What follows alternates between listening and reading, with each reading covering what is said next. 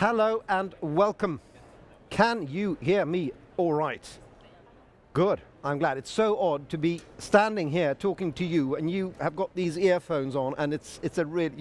Can you hear us? No? You see? Okay, let's go. We've got a pretty fantastic panel. A warm welcome to you all. We've got 3 mayors up here and I'm sure that quite a few of you recognize them. Pekka Timonen, the mayor of Lahti, Anna König Hjelmyr, the mayor of Stockholm, and Raimond Johansson, the mayor of Oslo. And we got Lena Järvi. Now, who are you? What are you doing up here in this crowd? Yeah, pretending to be one of them. Yes, exactly. But you know more than all 3 of them, I'm sure. Really knows exactly. You're a researcher at the University of Helsinki. Yeah, yes. And you research what? I research how cities should be planned so that they would be as sustainable as possible, especially from the atmospheric point of view. So I study urban meteorology and urban planning. What was that, urban? Meteorology. Wow. Yes. Could you be on TV presenting the weather? No, that's not on my skills, no. Okay, because you're not a kind of people person or because you don't have the knowledge or what? Maybe let's say that's a little bit different Okay, that I do. okay. You've prepared a little keynote talk. Yes. Okay, so we'll begin with the structure of the day today is that we have keynote speakers. The mayors get the chance to comment on what the speakers say. And if we have the time, you're welcome to put questions too. We've got 2 microphones lying on the floor here, and I'll pop around with that. But we'll start with Lena Järvi. Yes. So hello. As mentioned, I'm from University of Helsinki, and I'm there as an associate professor. And today my topic will be carbon smart urban green infrastructure. And this presentation is mainly leaning on a project named Co-Carbon, which aims to get carbon smart urban green infrastructure as essential part of the urban sustainability transition. It's a national project, but also Nordic, because we have also a partner from Denmark, the University of Copenhagen in the project, besides the national partners.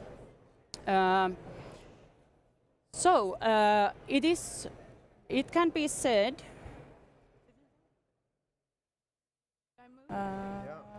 Do you want to, if you pointed at the computer. Perfect, thank you. If you want to step down and look at the screen, you're welcome to.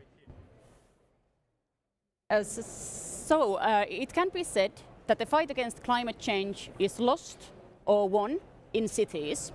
That of course refers quite largely to the amount of, or the emissions of fossil fuel emissions, but also other, I don't know if you can say smaller, but in a way, other means to reduce or minimize the carbon emissions to the atmosphere.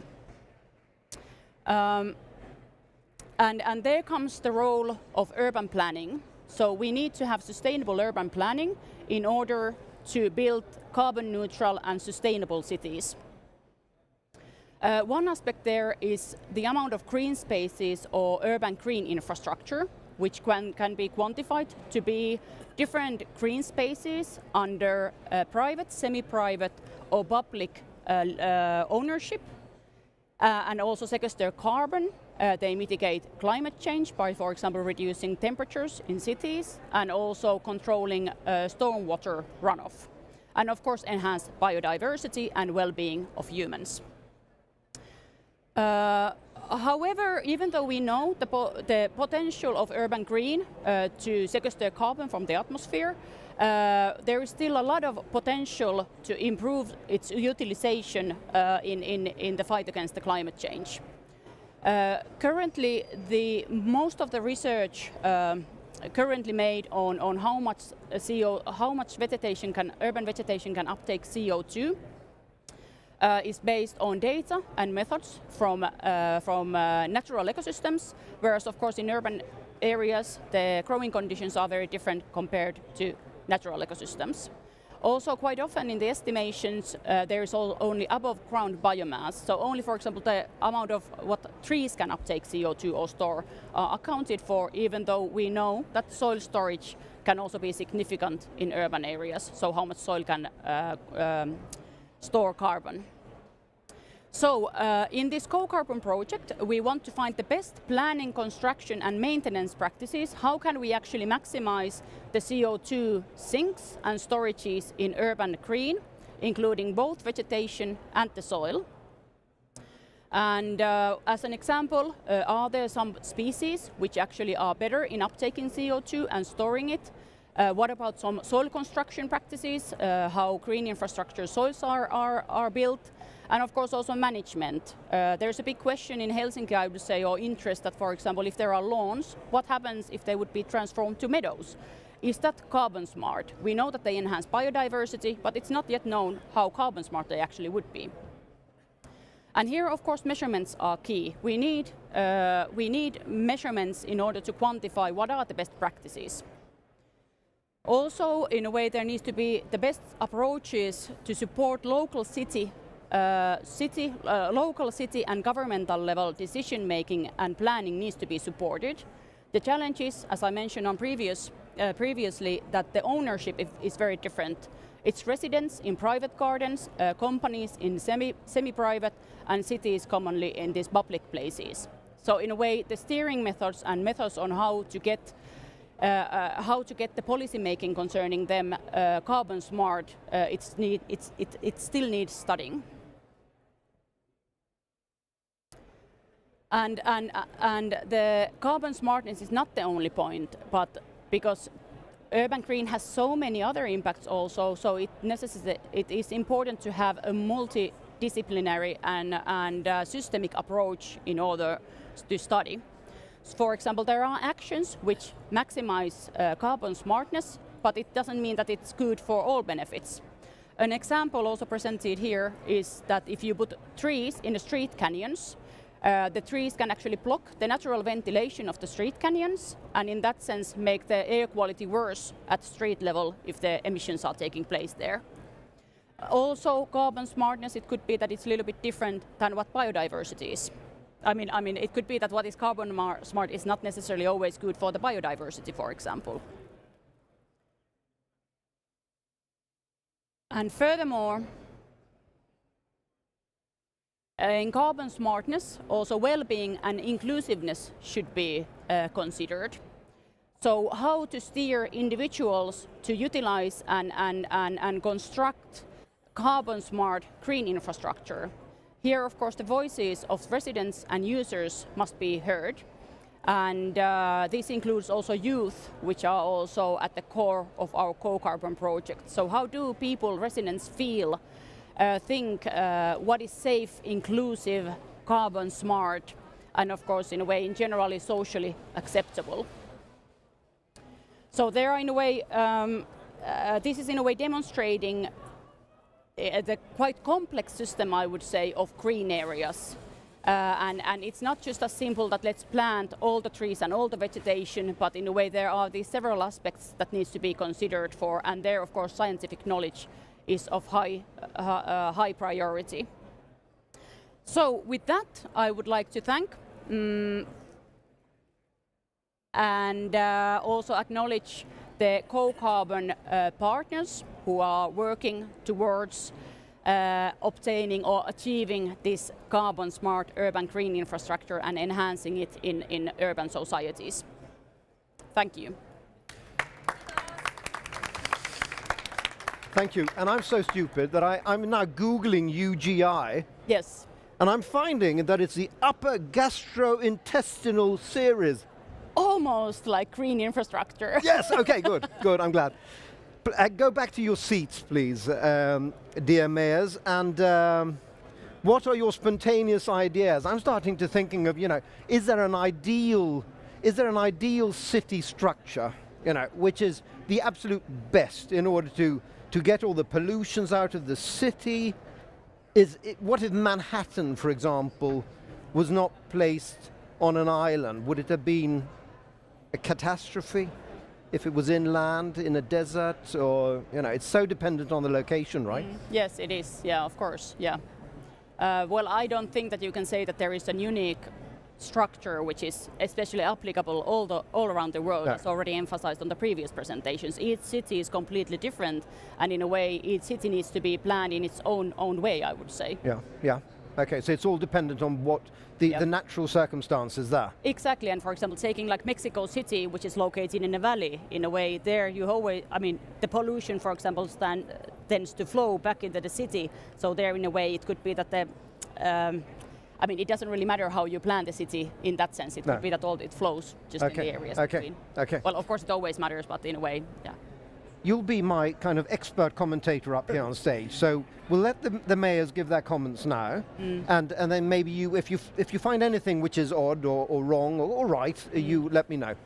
Pekka, your thoughts on this? Sounds tough that we are now measured by what we say, but that's normal. I would first say that it's a great opportunity because actually, as we all know, that the sustainable city must be a better city in various different ways. It's not enough that we only have facts and figures positive. So kind of using the urban greening works in very different ways. It's to fight against climate change, but also to make the city better. People like green cities, and we can use the vegetation in a more conscious way, I would say. That's really interesting. Also, the other thing what I was kind of positive about this was how actually the activating the local citizens, local inhabitants, is the key in this, how you do this. And in Lahti we have, for example, used our local citizens that are collecting data. So for example, water flows, rainwater flows and other things. So we are activating them and collect the data they are giving us in city planning. So this kind of new ways of people shaping their own city is a very positive outlook actually. So while we are doing a good thing, we are also activating citizens and making the city better. Sounds good to me. Yeah, and what is the advantage of having all those figures? Well, it's important that when we do city planning and city development, that it's based on facts and it's a science driven. It's not easy always, there's a political decision making which is not always that science driven. But as she said, we need more data, we need more facts, we need more kind of better feed that we can make better decisions. Yeah. That's how it works. Have you used these figures at all? Has any city used the figures in order to build new suburbs maybe, or in according to your lines?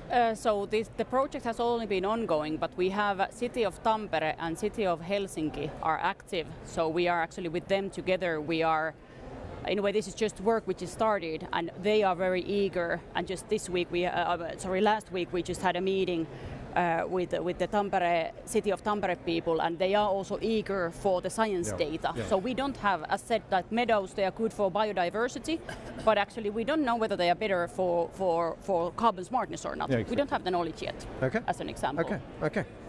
Anna König-Hjelmi, what's your comment? A first reflection on your question. If we had the opportunity to build our cities again, how would they look like? Yeah. So I have an advisory board which I work with a lot of business representatives, but also others. And I was asking exactly that question. And one of them said, we should build it like Disneyland. And what do they mean? Because that means that the people should take place up in the street level, and all the transport and logistics should go underground, also public transport.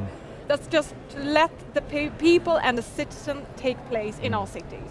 And that is also how cities like ours are transforming nowadays. Yeah. Much more green, livable areas in our city that also are better adjusted for climate change. So it's adaptation strategy that also brings us to this new strategy that we need more green areas, more trees, more parks in our cities, and less concrete and less asphalt.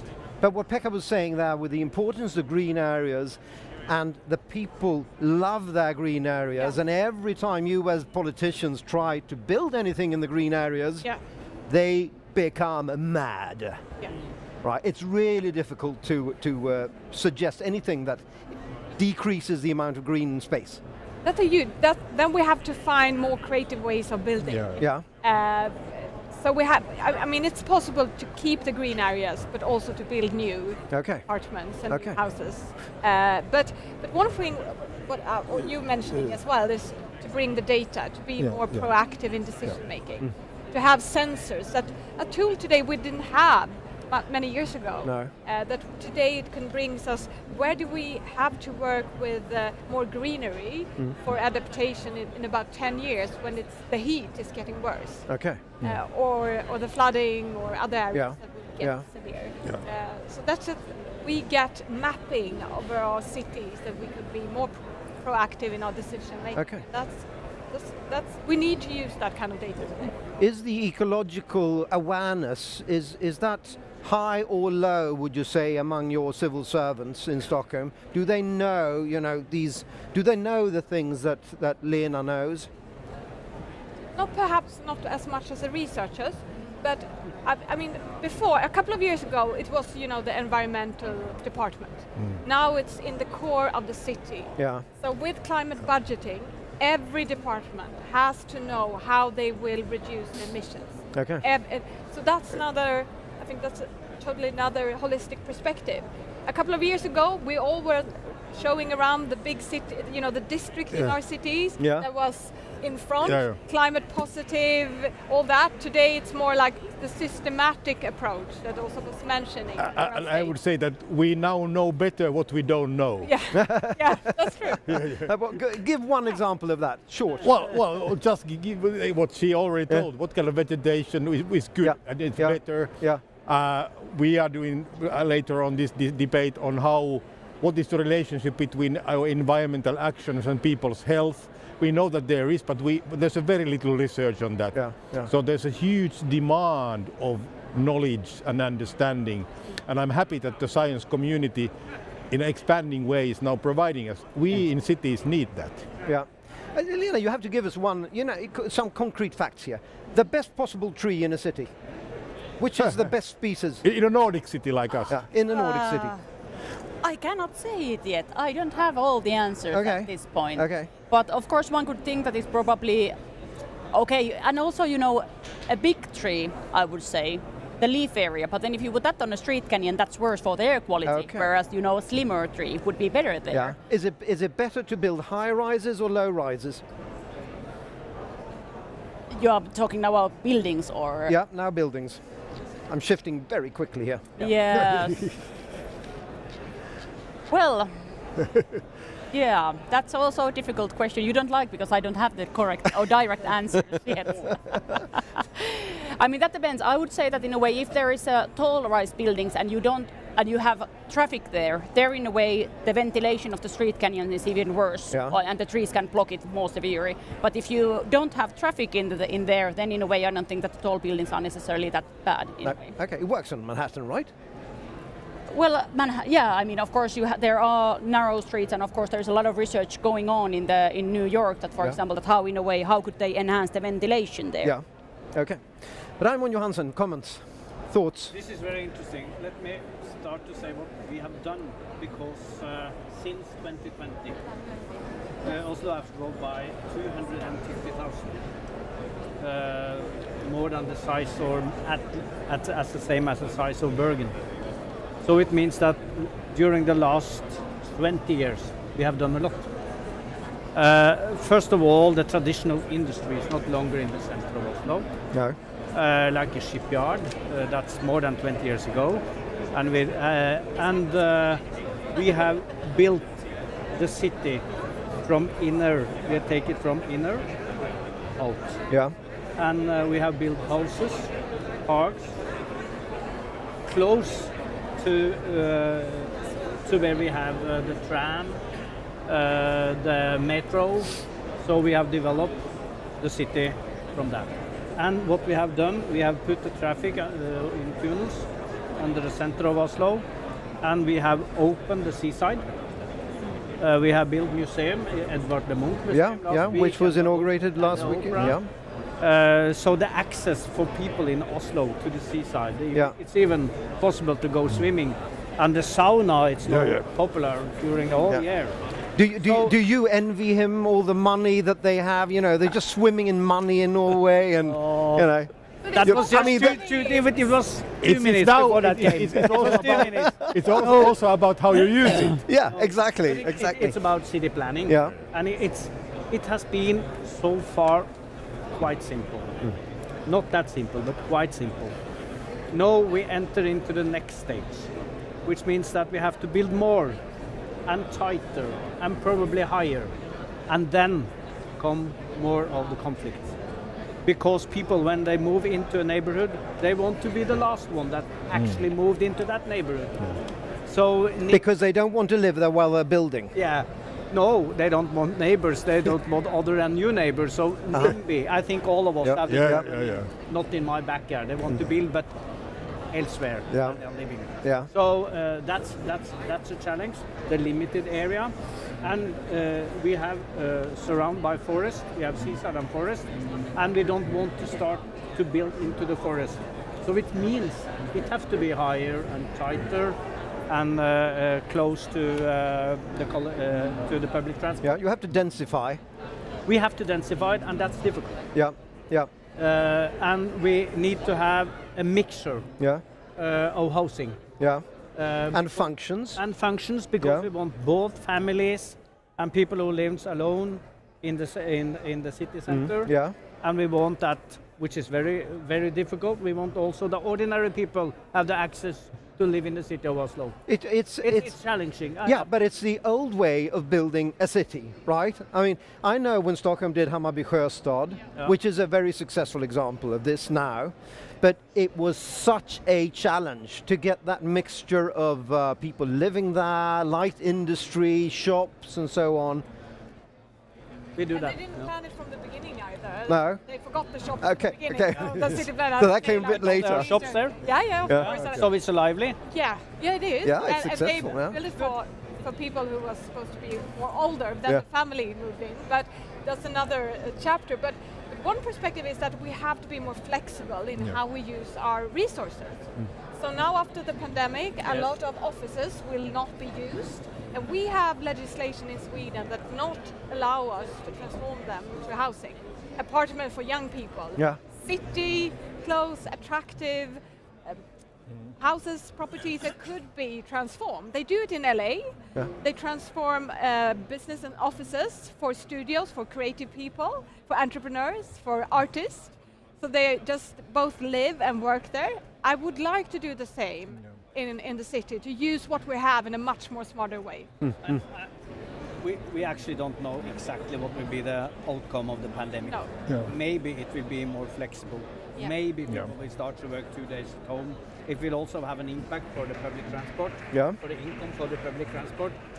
Can we continue to have it on the same level as today? Yeah. We're happy to reduce the public transport. That's the question. Or about the public offices, what will happen in the future, and also about the housing. Yeah. So we don't know yet what will happen. And You're kind of fumbling in the dark. One more thing. And a short one. Amazon. It's about to enter into Oslo. Okay. That will have great impact. During the pandemic, we see people, they buy the goods from home using net. What will happen with the shops in the city? That will really change the sediment of all over. I think we're too far from Lena Järvi's research there. But it will be an important part of it. What Absolutely. will the This is center good. be like? Yeah, How yeah. can we plan it? Yeah. The free spaces. Pekka, a short answer and then the next keynote. What kind of links us together, and also maybe to Lena's point, is that the way how we plan cities, the master plans, this is something what we have been thinking about. And many cities had this tradition that they make this big master plan that kind of locks things for this is how we proceed. So we did a kind of radical thing. We changed the system so that it's called so-called rolling master plan. That means it never stops. It's ongoing. So giving us more flexibility to change it faster when the system. And Oslo is doing the same. So this kind of cities are now reacting how they become more flexible. And I think this is something we all need to do now. Well, you never make up your mind. That's what you're saying. Yeah. But the world is changing all the time. Yeah, that's right, of course. Okay, we'll go on to our next keynote speaker. Do we have Cecil on the line? See if we can get the next keynote speaker up on the screen. Can you hear me? Yeah, hello. I don't think I can hear you. Thanks. Can we? Yeah. Many If you want greetings from Gothenburg. earphones, you could. earphones. We can. Yeah. But it was someone else. Cecil, can you say something? Can you hear me now? Jag lyssnar. I can't hear him. With those I can. Okay. Hi, Mark. Can you hear me now? Hi, I can hear you. And you know, Fantastic, yeah. I was sitting at home repeating going through my manuscript, and I was, doing all the introductions. Cecil, and I came to your surname, and I just gave up. Koninenjik. Konijnendijk. Yeah, it's a hard one. It's a Dutch name, right? So it's Okay, it's not so easy. okay. Yeah. I know what you do there. You represent the NBSI, the Nature-Based Solutions Institute, right? Yes, that's correct. Yeah. Okay, go ahead. Perfect. Thank you. Thanks so much for giving us the time to expand, I think, a little bit on some of the interesting discussions we heard so far. I think Lena really gave some really interesting feedback already. And the work I'm presenting is maybe taking some of that research and puts it into practice in terms of policy advice, in terms of guidance of how to green cities in meaningful ways. And of course, there we also have to think about leadership. And we heard the mayors already speak about the need of good leadership. I'm representing here today the Nordic Working Group on Sustainable Cities, which is a Nordic cooperation set in motion by the Ministers of Environment and Climate in the Nordic countries. And it has a specific focus on urban green spaces and ecosystem services. And as we know, of course, the Nordic cities have quite a long tradition of being green and being aiming to be sustainable. But there's also, of course, in a challenging new time, a need to kind of transform that concept or improve it even further. So we, in the working group, there's a lot of exchange of experience, of policy development, method development. And one of the things we've been doing is developing this ID paper or policy brief on urban green spaces and the contributions green spaces can make. And of course, I mean, this is not new, right? We know the Sustainable Development Goals, that there is quite some focus on cities, first of all, but also on green cities and on universal access to our green spaces. And we heard already Lena talk about this need that, of course, we need to make sure that everybody living in the city has access. And during the COVID pandemic, this has, of course, been extremely clear that green spaces at the local level were extremely important for people's health and well-being. So one of the ideas that we present in the policy brief is that we should actually move away from seeing green space as something which is nice to have, but it's really something that is necessary to have. And this concept of critical infrastructure has been used quite a bit now in planning, for example. And our argument is actually that critical infrastructure is not only about the hard infrastructure, but it's also very much about green infrastructure. So green spaces should really be seen as this essential assets that cities have that are crucial for the continued functioning for cities and economies. And of course, we know that from a climate perspective, we heard the kind of the mitigation, the carbon sequestration point of view, but also in terms of adapting our cities to heat waves. We've been facing more and more warm events in our cities. And of course, trees can help dramatically to cool our places with several centigrades. But also, for example, regulating floods and stormwater that are the result of climate events. And then we heard already the mayor of Lahti actually talk about public health benefits. And there's actually a growing body of research that shows what types of green spaces are promoting what types of health benefits. And here we're talking about physical health, of course, but also mental health.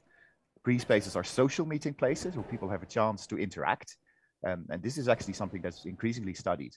But also cognitive health and development, for example, of our children. Here, green spaces are really crucial. So very briefly, also the carbon issue, of course, comes into play here. And there's a recent study from the United States that shows that urban trees in the US represent more or less $65 billion in carbon sequestration benefits. And we have better tools these days, of course, to also quantify these benefits. And especially, of course, the impact at the local level can be pretty important, even though maybe urban trees are a small carbon sequestration resource compared to other green spaces. So in the policy brief, we talk about several visions and principles that we would like to work at the Nordic level, at the city level, but actually also at the Nordic regional and national levels. And we want to enhance Nordic leadership on urban green space planning and management. And the way of doing this is actually working with 4 very simple but impactful principles.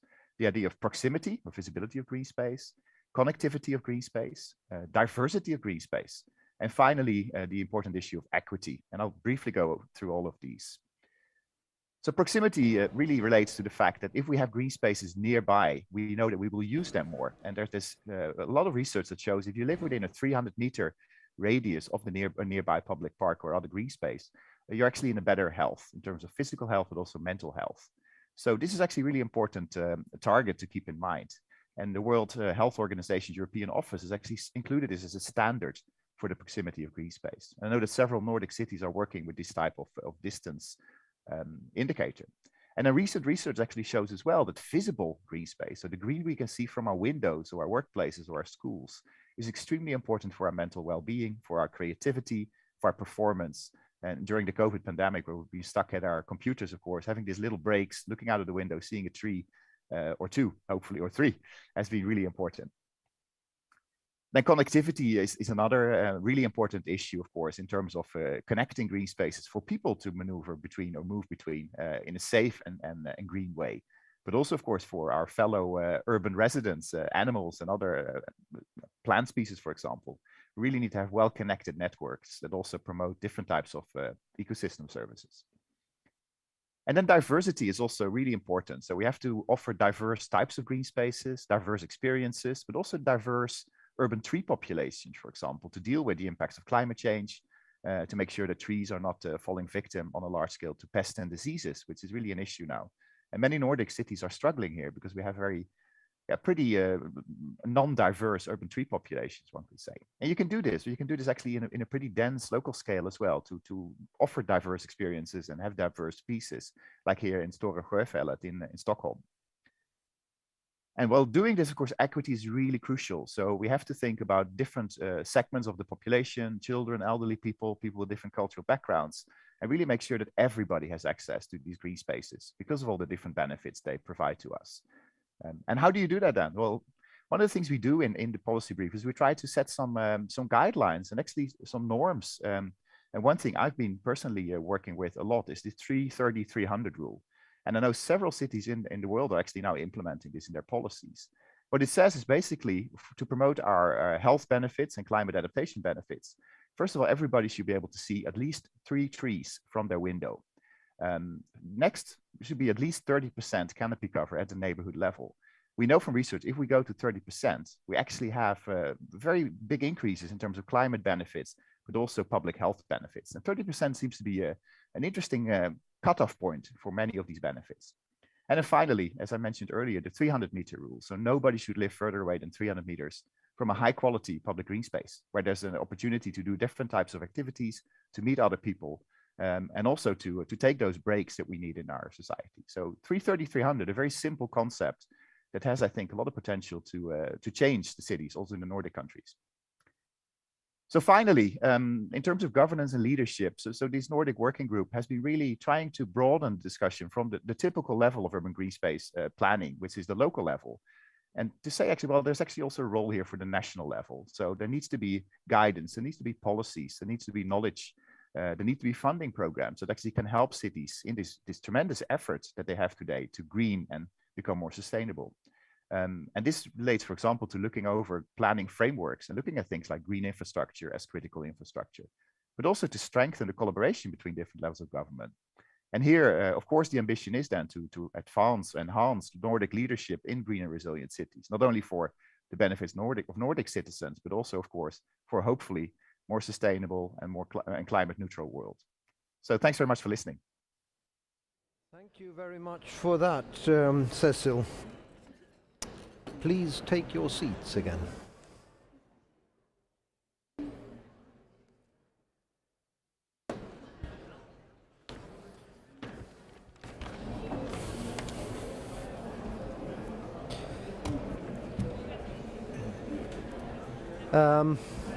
I wonder really what matters, if it's merely, I mean, if it's quantity or quality, that's important. Quality parks, quality green areas might be, you might not need all that many of those, as long as they're really good quality, I'm thinking.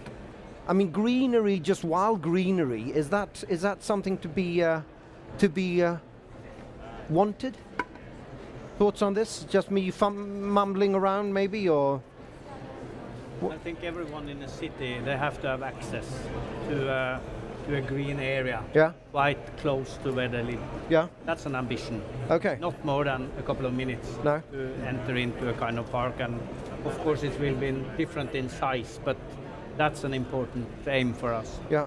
I'll ask Cecil. He's on the line now again. So, Cecil, does size matter, to put it straightforwardly?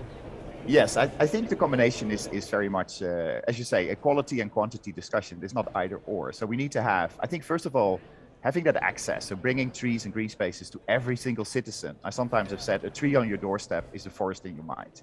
So we need to have those connections. And there we talk more about quantity maybe. But then, of course, quality has to do with the types of experiences we can offer to people. And some areas will be high quality, will offer a lot of opportunities, while others will be maybe a little bit less more common and standard. But we know even access to those areas can be really important. Okay.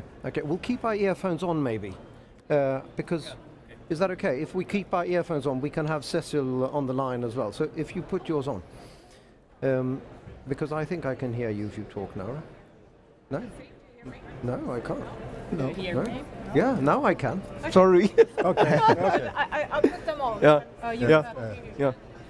No, but I think that I forgot to mention that we also have green factor compensation where we build new areas, I would say. So we always, if we take a green area and build on that, we try not to, but then we compensate with new green areas. And we also have indicators showing that within 3 meters, with 300 meters, we should have a green area. But talking about quality, we have some trees in our city that is really affected negative way through traffic, for example. And then it's not good quality to just see a really sick tree. But then we use biochar also to sequence. What is that? That is waste from gardens, and also all your Christmas tree in the city. Collect them and turn them into coal, or biochar, and it's great for the environment. It's great for for the trees. So you can have really sick trees, and they start living again if you plant the biochar. Yes. So the citizen comes with the garden waste. They bring back biochar, and they could also plant them in the garden. If you have a tomato, it's like this. If you plant it with biochar, no, I will not, but it's like double the size. It's rocket fuel. Yeah, and it's a way like a circular system. Yeah. So it's of course it's both quality and quantity. Yeah. Very good. Well, that sounds really all the interesting. details. I'm impressed. Yeah. Very. Are you surprised that Stockholm does something so progressive? No. But I also want to point out that we are all from the Nordic cities and Nordic countries. Our people also really value high that they can really have an access to so-called real nature. So it's not only about parks and cultivated areas, but having that nature experience somewhere, the connectivity to that and that proximity to keep that possible and make that possible. That's still in our DNA, right? Yeah, people living in the Nordic cities, they really appreciate that, and that's part of the positive impact of having the green areas and having this approach also. That is not only about, let's say, in UK or in Netherlands, everything is more or less cultured or cultivated, but in a Nordic tradition and our mindset, it's also important to have access to so-called real nature. Okay, so Cecil, is it possible to say that a city should have this amount of green areas, because it's all dependent on what type of people live there, their preferences, I suppose? Yes, that's of course very true. But I think the idea of exactly the 330-300 is actually we base ourselves on research that says, well, we need to have this presence of trees and green spaces very close to us. So I would say, I mean, those kind of guidelines and rules would actually be pretty uniform for many of our cities. And then, of course, the type of green space, where there you get more maybe into the cultural issue, as we heard from the Mayor of Lahti. It could be more natural areas in Nordic cities, could be something else in other cities. But even a city like Barcelona, where I've been living the last year, they're looking at rewilding their parks, for example. So there's a cultural change also. During COVID, people start to look more at green spaces from a more natural perspective. Okay, rewilding, that's a good word, isn't it? Yeah. Raymond. About the rewilding. Yeah. Let me use this opportunity also to have some PR for Oslo. We have wolf, 20 minutes outside of the center. We have a tribe of wolf.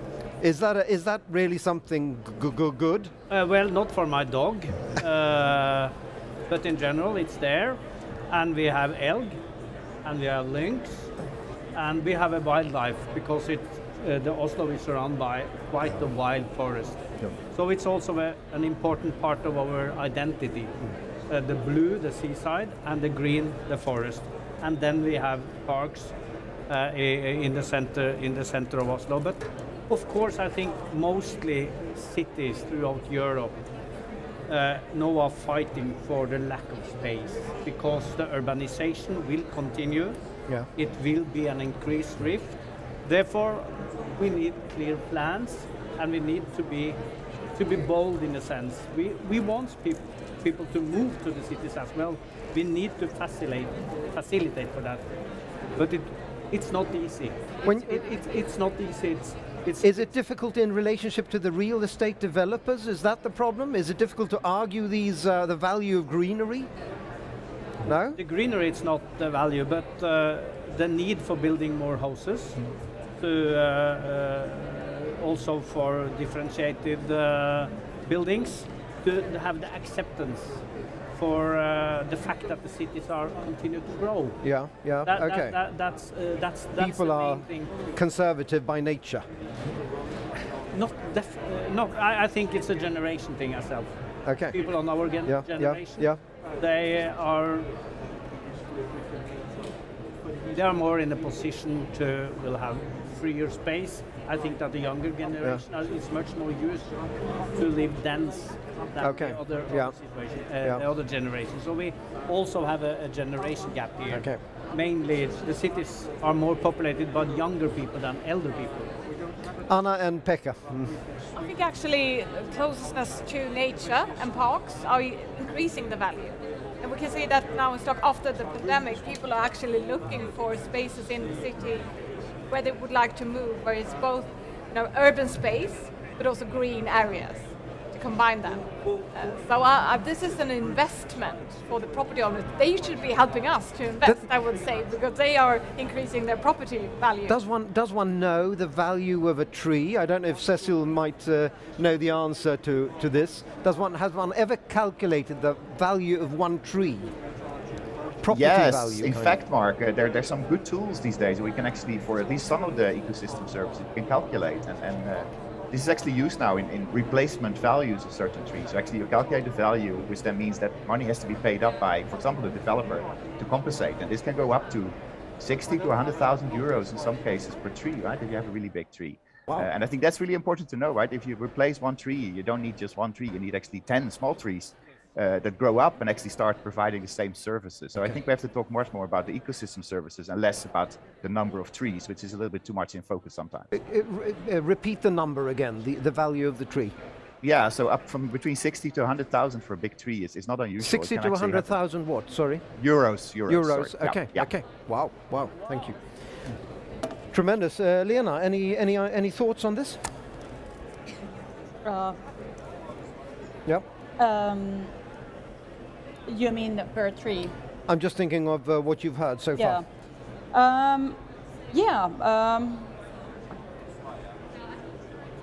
I think that in a way that exactly what was mentioned, that in a way the Nordic have this kind of green area or closeness to green area, and especially not only built but also this forest quite close to their hearts. And also I would like to point a little bit about this, how individuals' ideas and feelings, because we have seen now during our project how in a way it's people are very eager. So also what was said about this rewilding of parks in Barcelona. So people are really interested on their green areas, and during the pandemic that has just increased. For example, we have now just had opened a questionnaire asking people of residents of Helsinki, how do they feel about what is carbon smart? How do they feel about what green areas or spaces are important for them, and so on. And we got like over 12,000 results in few weeks, and that was amazing amount of what people are really answering. So these questions are super important for them. For them, yeah. And what do they say? They say that it's really important to have green areas close by? We are, for example, taking maps. So in a way, it could be that, for example, people see carbon smart. Usually, like if we are like in Helsinki, there's, for example, Central Park. So that is seen as carbon smart because it's more natural forest. But it's not people, and of course people spend time there, but it's still they don't feel it important personally for them. No. But then rather it's the vicinity. So this 300-meter rule, what was in a way applies, then what do they feel important for them especially? So they are not like matching maps in a way. How green is Lahti? I've never been to Lahti. Lahti is actually very green. We are located when you start in southern Finland. When you start from Helsinki, you head up 1 hour north. We are a mid-sized city, urban region of 200,000 people, but it's on a between lakes and valleys, so it's very green, and people are really very keen on that thing. So every time when we also build something or try to plan a new road, there is the discussion my colleagues know all too well, and this idea of seeing a tree on your window is something that really appreciate. And this is it's an ongoing discussion, but I agree with Lena too that during the pandemic, I think it's quite very likely that people value it higher because they have spent more time at homes, they have spent more time with their close families, so they are having a more sharper eye on their own environment. Yeah. Probably this is something, I don't know how long it lasts, we might discuss about that, but at least during the pandemic, we see this kind of a new interest in your very close. Yeah, yeah. Would you welcome? Cecil was talking about the national, the importance of national policies. Is that something you feel is lacking in this world, or would you want Stefan Löfven to implement some sort of national rule for Sweden that every city should have? Yeah, one regulation or something that we would like to have funding in is the very expensive climate adaptation plans, because just one small little area would cost us millions of euros, not Swedish crowns, but then also euro, 2 million euros. So it's really expensive. We can afford it, but every city needs to do this now. So for us, it's a lot about public values. It's about adaptation when it comes to heat, storms, flooding, but of course also public value for the citizen and health. Yeah. But especially now, we need to do this investment. We knew what happened in Copenhagen a couple of years ago. There was so much expensive for the city to rebuild after that. So actually we need to invest today. So of course we do it as a city, but here we would like to have like a national perspective, national investment when it comes to adaptation plans. Interesting. Raimond? I agree. We need money for climate adaptation. That's for sure. Okay, and that budget doesn't exist today? No, it doesn't exist today. Not in Norway. I think we all need a better dialogue between the cities and the national governments on what kind of a toolkit we could create together. There might be some regulation or urban cleaning or urban greening plans, but also a combination of some regulation, finances, but doing that together. We are also, I think we also are as mayors sometimes a little bit shy on some of the regulation that comes out without having a dialogue with the cities. But overall, let's collaborate more and create kind of a common toolkit for this. That's Raimond? It's much more about how to implement the different measures. Now here at this COP, the national state, they make their statements, their pledges, and we the ones that's actually going to implement it. Yeah. Together with other people. There, the devil is in that details. So we need guidelines, we need to cooperate, and we need money, and we need understanding for how difficult it is actually to implement. Do you go from many of the seminars here thinking that, yes, how on earth am I going to implement that? Yes. It's just utopian. And we are coming from rich cities up in north. Imagine how they will manage this in big mega cities which not have that much money. No. Therefore, they need extra funding coming out from this conference. Not just pledging, but real money, and we need to implement it. And I think we had focus on that within the city alliances. It's enough talking. No, it's about simple implementation on all levels. Okay. So think about us, we all are have been European green capitals. Yes. My city Lahti this year is the European green capital. So we are advanced, we are forward looking, we have been working this for a long time. And even for us, as Raymond says, this is a very complicated and difficult task. How we combine the implementation, what is agreed on an international and national level, how we implement, how we find solutions and funding for something what we all agree we need to do. Great, thank you. We'll move on to the next and final keynote speaker. You might take your seats down there. See if we could get Juni Kerunen on the line. There he is. Can you say something? I'm here. Do you hear me? Yes, we do. Thank you very much, Juni Kerunen, CEO of the Climate Leadership Coalition, CLC. CLC being what exactly?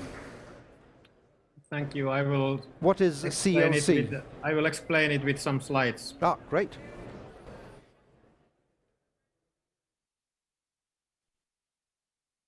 Do you see it now? Is it now visible? You're sitting in a nice pavilion. No slides. There. We got you.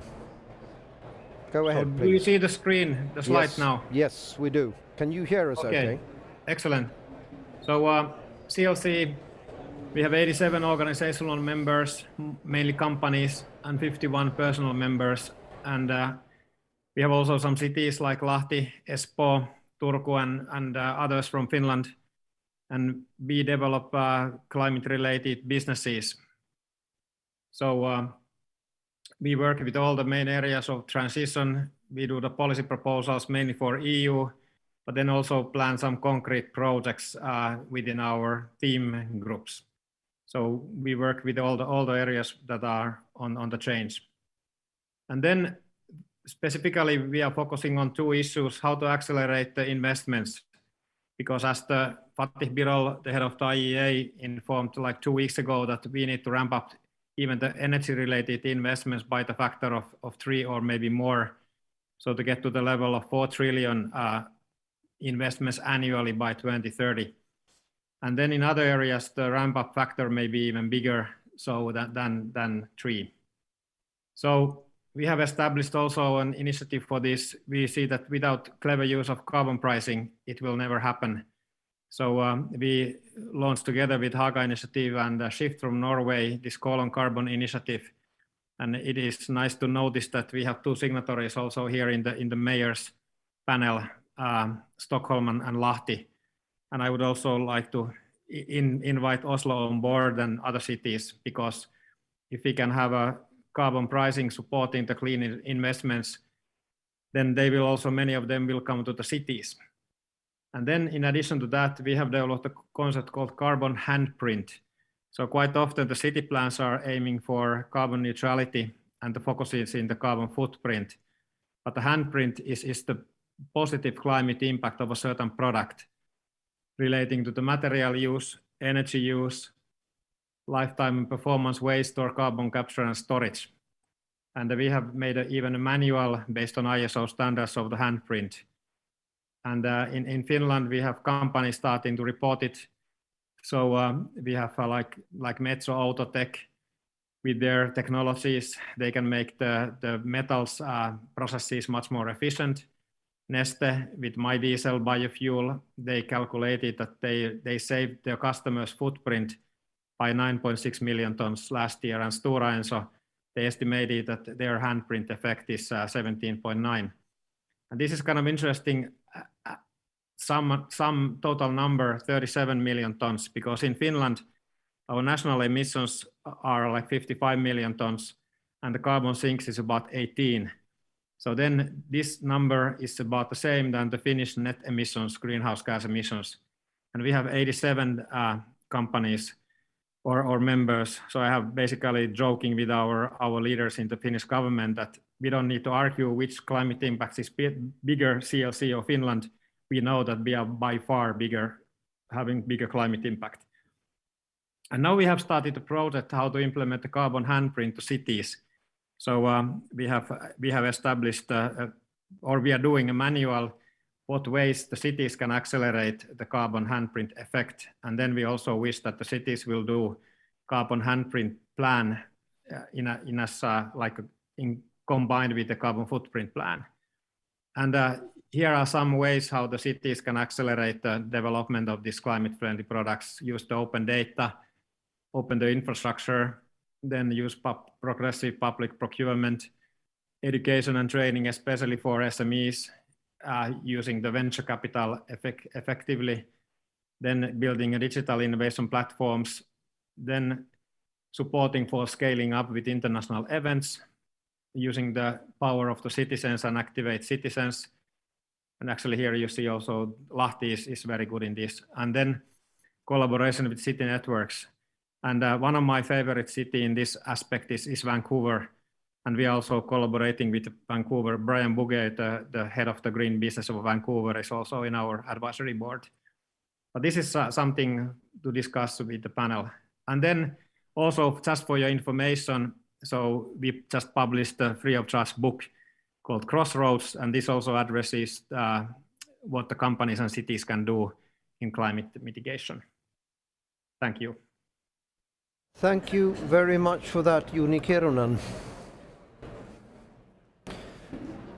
And please stay on the line. Can you hear us okay, Juni? Yes, I hear you well. Great, thank you. And it might be a good idea to keep our earphones on all the time so that we can shift smoothly between Juni and us. I have one additional comment. Yes? I was listening Mayor Raymond in San Francisco a couple of years back, and I always remember your kind of a sentence when you say that we should manage carbon like money, using the budgets and so on. So I think this is super good summary how we really need to address the maybe carbon emissions. Maybe Raymond could explain that a bit further, elaborate a bit on that. You can keep them on. Oh, yeah.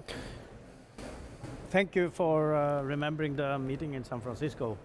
And the budgeting, it has been, it's very important for climate budget. We have developed that a lot since San Francisco, and we also have had initiatives within C40. So also other cities know it's implementing the budget, and I think that's a way to know where we can be even more effective, and in all sectors look into all the details. Where can we put our efforts, and also the consciousness among people who works in other thing which is not related directly to climate, then they will have an awareness. So we develop it. It's together with the fiscal budget, and it's the finance department which is responsible for it. It's not the environmental department, it's the finance. And what do they do? Sorry, I'm a bit slow when it comes to money. It's a lot of it's criterias. Yeah. 46. In all our sectors, they say from the buildings, if it's traffic related, they say we have to shift the cars here to electric. The buildings, it's the emission, it's these percentages. And we have a climate budget. So in overall, all the activities in Oslo is a part of the climate budget. Everything that we are doing. Now we are trying to go, which is into every single person who works in the municipality. how they are come to work using public transport. How can we urge them if they are driving to facilitate for taking a public transport to weaken the climate footprint. So all these details boil down to that. So it's difficult, and also we can see that we are not achieving our goal. No. But now we are aware of that we are not achieving our goal. Okay. So then we can have discussions why and what more can we do Yes. to strengthen the effort, the measures which is most effective. A difficult thing here, of course, is that money is calculable. Yes. You can calculate everything that has to do with money, right? When it comes to architecture and design, or those soft qualities, so to speak, they're unmeasurable in a way, and so is sustainability. Yes, it is. In a way, it is. But this climate budgeting, in such way, we will develop it to be more and more advanced. So I think buildings, architecture, everything can be a part of the climate budget. Did you know this system? Yeah. Is he spreading the news? I mean, are you sharing, exchanging knowledge? How is that working? So, but we're very inspired by mayors like Raymond. And of course then we also bring the climate budget to Stockholm after Oslo. So that's one thing to learn from each other and scale up in more countries, more cities. And also to have, like we measure that for Stockholmers per capita, how many tons of emission will we be able to have, like next year, the year after, and then we have that kind of measurement within our own organization. Yeah. So with that, this department is just allowed this amount. How do you will have to solve it, but this is the amount you have set, limited, how much emission you are. Do you see it as a problem? Do you see it that you cannot realize your visions because of this? Is it a problem, would you say? Or is it? We have to measure everything now.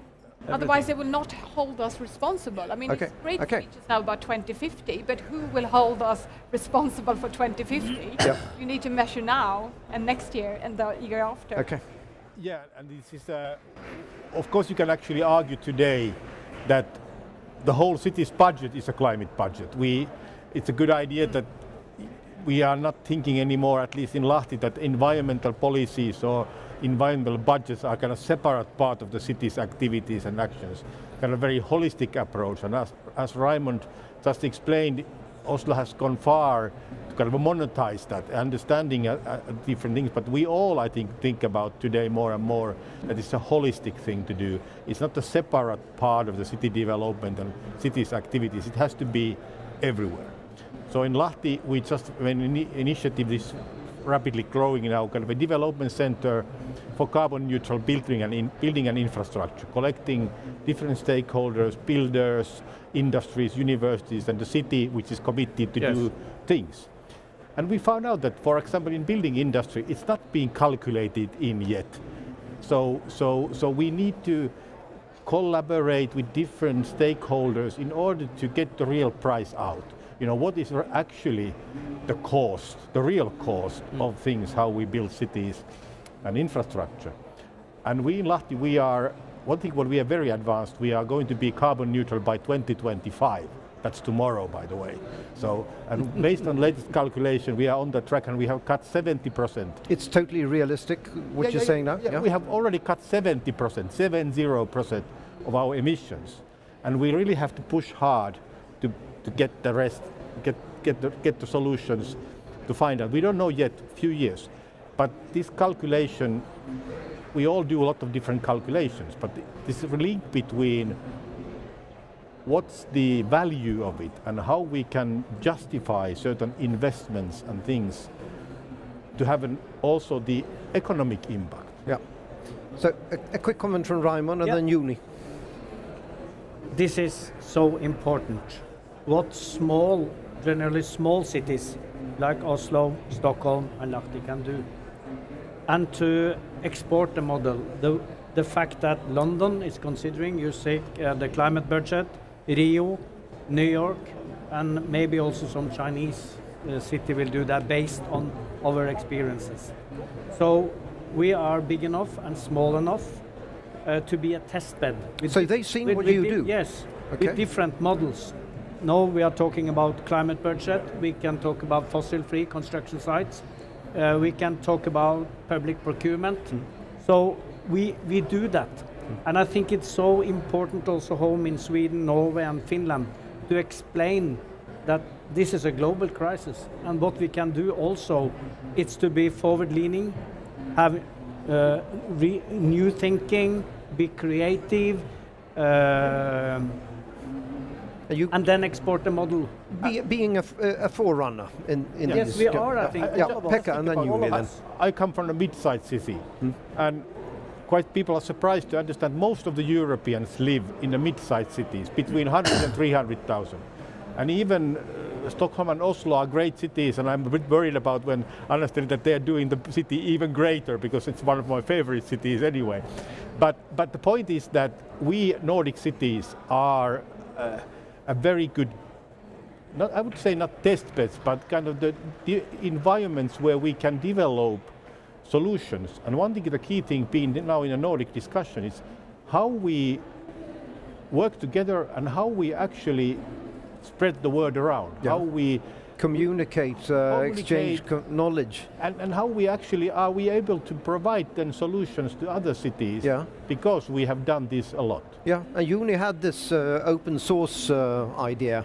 Juni, you waved your hand.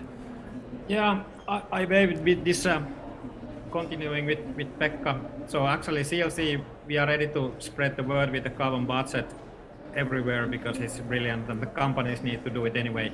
But then the carbon handprint, because now the handprint effect is something that is even bigger than carbon footprint.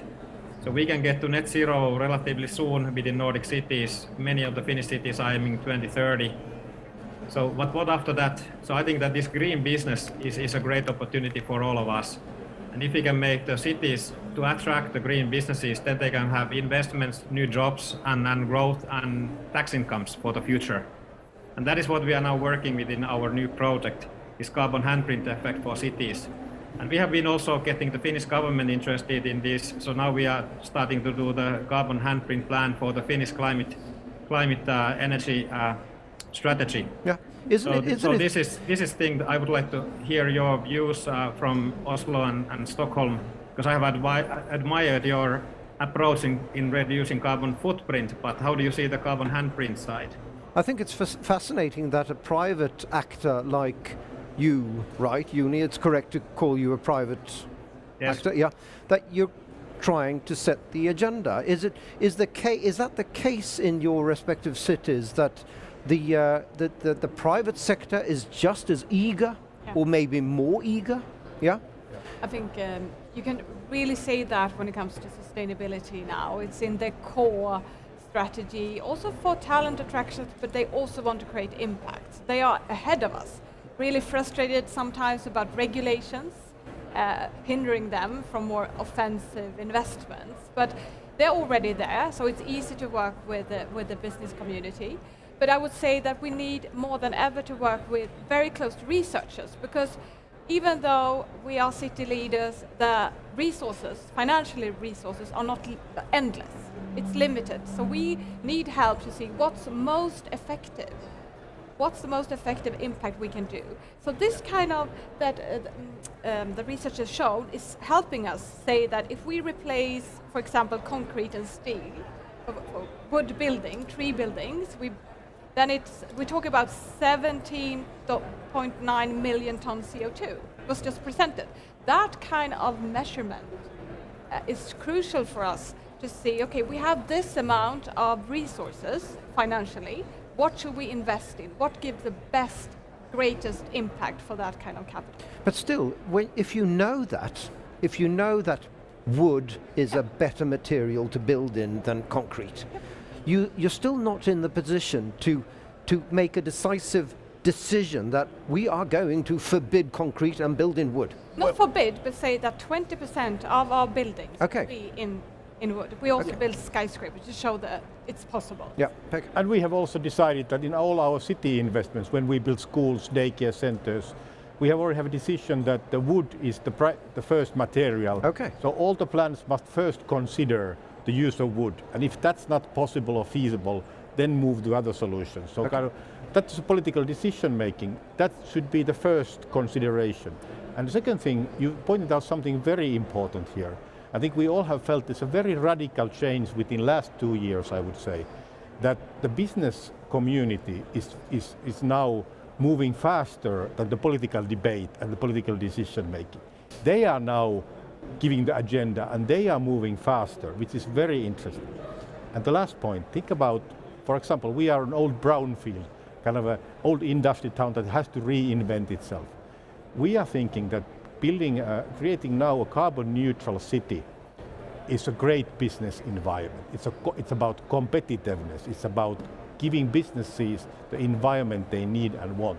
And this has been a really radical change within just 1 or 2 years. But the main point is that I feel that the political debate and discussion is now behind what happens in the private sector and the businesses. Is it a fun period? Is it a good time to be a politician? Is it good fun? Immediate after the election, and if you want, then it's a good time to be a politician next 4 years. So I'm almost there. Yeah. But And we have to talk about fossil-free construction sites too. yeah, shortly. This is about public procurement. This is about how using your purchasing power to affect the market. And that was what we did when we introduced the fossil-free construction sites. It started with a cooperation with a private entity, with the private companies. And then we had in our tender that these construction sites have to be fossil-free. And it started with one digger, which was electric. And today, after 4 or 5 years, 3 years, 3 years, the market is supposed to be changed. No, it's not available more than 250 electric diggers. And all our projects in Oslo, both public and private, they have to deliver fossil-free within 2025. So 2023 or 2025? 23. She's even more ambitious than I am. So it means it's possibility, and not just when we come to environment-related issues. It's also about the labor, that they have the salary. It doesn't work. And Juni Kirunen, thank you very much. We're saying goodbye to you now. Thank you. Thank you. Okay, thank you. Bye-bye. You hold it up to your chin. Yeah. It was about the fossil-free construction site. Yeah. It's just an example for how we're using the public procurement and using our purchasing power. We buy goods and services for about 2 billion euro each year, and our pension fund it's buy for even more. So I think for all the city governments, they shall use this actively to affect the market. And we are about to do that. But how difficult can it be? No, to me, it seems as if, why hasn't it been done before? It's just like Pekka said, the private enterprises, the private businesses, they are pushing us. Yeah. Okay. We are often too And lazy. this is the construction industry, which is known to be really conservative, right? Not anymore. Not No? anymore. No? No way. No? We're very forward-leaning. Okay. Yes. They have roadmaps for climate neutrality. They work with bio parts in asphalt. They are working with electrified transport. So they are getting there. And we are collaborating with them. And as Raymond said, we have so much power in the procurement. We're talking billions. But what if all those construction sites were turned electric? Yeah. Do we have power enough? Yes. Because then we're back to, we need to use what we have in a much more efficient way. So no, if we're all going to charge very quickly and at the same time, we don't have the energy. But if we look at what time a day and also different seasons, we can also have a more flexible power market. And where we also have now in Stockholm and in many cities, more flexible market when you can also spread it out during the peak, so you will not have any peak hours anymore. Then we charge perhaps private cars during the night, but also if we can have logistic and transport going by night instead of rush hours, then they can also later at the night they could charge their heavy vehicles. So it's about using what you have in a more flexible way. Is it difficult to argue those points? No, because the market is already there. They're trying to do this flex market with the grid owners now, and we connect schools, we connect housing, we connect different actors for them to, for example, if you have a household, you can also not heat your villa for a couple of hours during the night if it's a lack of electricity capacity. You will not be aware. The house will still be warm, but you let the electricity into the grid again. Or you can have vehicles like cars that are fully charged that can also put the electricity back from vehicle to grid. So we have so much now flexible, clever solutions. It's not only about investing in new. But still, as we saw on Uni's tableau there was all these arrows going to the right there, and the real challenge there seemed to be to get electrical vehicles out onto the street. Yeah. Right. It's a really conservative market, it seems. And we can we have an electrification pact now where the car industry are with us to say that we should have charging infrastructure in 100% of the city's parking lots until 2030, and we will only allow electrified transport within the inner city by 2030, and we will only procure electric transport by 2030. So we will have an emission-free inner city. That's our goal, and we will see. But the industry are there. Sorry. I give you some practical, exactly what you said. I love practical examples. Yeah, well, but make it reasonably short, because then we have to talk to Lena too. We in Lahti are turning very rapidly now into electric public transportation. So no diesel buses anymore, as you said. We already have agreed that all new agreements are based on that. But you know why it's easy? Because what happened last year, from last year on, we get a better deal when we are ordering electric buses from the subcontractors. They are better, we get how they operate the lines, we get the price cheaper than diesel buses. So it's happening already. Why is it cheaper? Because the resale value of an electric bus is higher now than the diesel bus. The operators are considering that the diesel buses, who they sell them to after 10 years. So with electric bus, they have a resale value. So what they charge from the city, we get them cheaper. We never thought about that when we started, but now it's happening. So we only have to change the cities how they operate, but it's already ongoing. Yeah, interesting. Yeah. Lena, and while I talk to Lena, couldn't you just give this question a little thought? What would you like that COP26 does? What would make you really happy? Short and snappy answer to that one. Lena, your comments on what you've heard. Budgeting, so what has been mentioned here are the construction companies and all the building industry, but what I would also like to see is the building of the green areas. So for example, carbon budgeting on green areas also, creating parks and replacing trees and so on, that also costs something. And also what I liked about Joni's presentation is about the concept of carbon handprint. So also what we are doing is that individuals, while they are caring for their gardens or doing their allotment gardens or something, it's time spent away from something else. Maybe it's for traveling, using a car, using an airplane or something. So this carbon handprint concept is also directly relatable also to green areas. So the kind of approaches used in built should also be kind of extended to the green infrastructure. It's a total shift of mind, it seems, this to look at green areas as if it's something of great value. Yes, exactly. Yeah. So, for example, I would say so. And in a way, the things what are now done on build industry could be transferred to these building green areas, like for example, life cycle assessment. So, what it takes to make a building, how much transport costs, building of the infra, and so on. So, the same for green areas. Pekka Timonen, what would make you really happy? I think I don't have any other, I'm not that different. I would say, first of all, please make decisions, please move forward. But also, as a mayor, and I think my colleagues might agree, as Raymond says, think also about the implementation. Try to think about how we connect cities, who are the drivers of the change, into implementing the decisions and the things what we have to do. And for the cities, this is a very simple thing. We all have to do this. And we hope that we can do it sooner than later.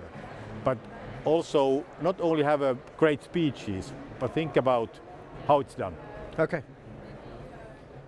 A real eye-opener for me was a research group that shown the effect of climate change in the Arctic, and they're telling us we have 5 years. 5 years, and we need to forbid coal and fossil fuel. That's what I would like to wish. I know it's quite, far from the agenda of the COP, but that's what's needed actually, to end the use of coal and fossil fuel. We don't have many years on us. We still have hope, but that's what's needed. So that's what I wish for. Okay, great. Raymond Johansson? Well, it's natural to me to follow up on that as a big oil and gas producer. So thank you very much. Of course, it's at least an important discussion. But first of all, I think it's so important that the pledges giving to developing country, that they have to be sincere, they have to deliver, and it's urgent. That's the most important thing. And also finance to climate adaptation is also extremely important. Would you like to attempt an answer? You don't need the microphone. From a research point of view? Yeah, well, it has been said here already earlier, so not just talk, but decisions. Okay. We need actions. Okay. Thank you very much.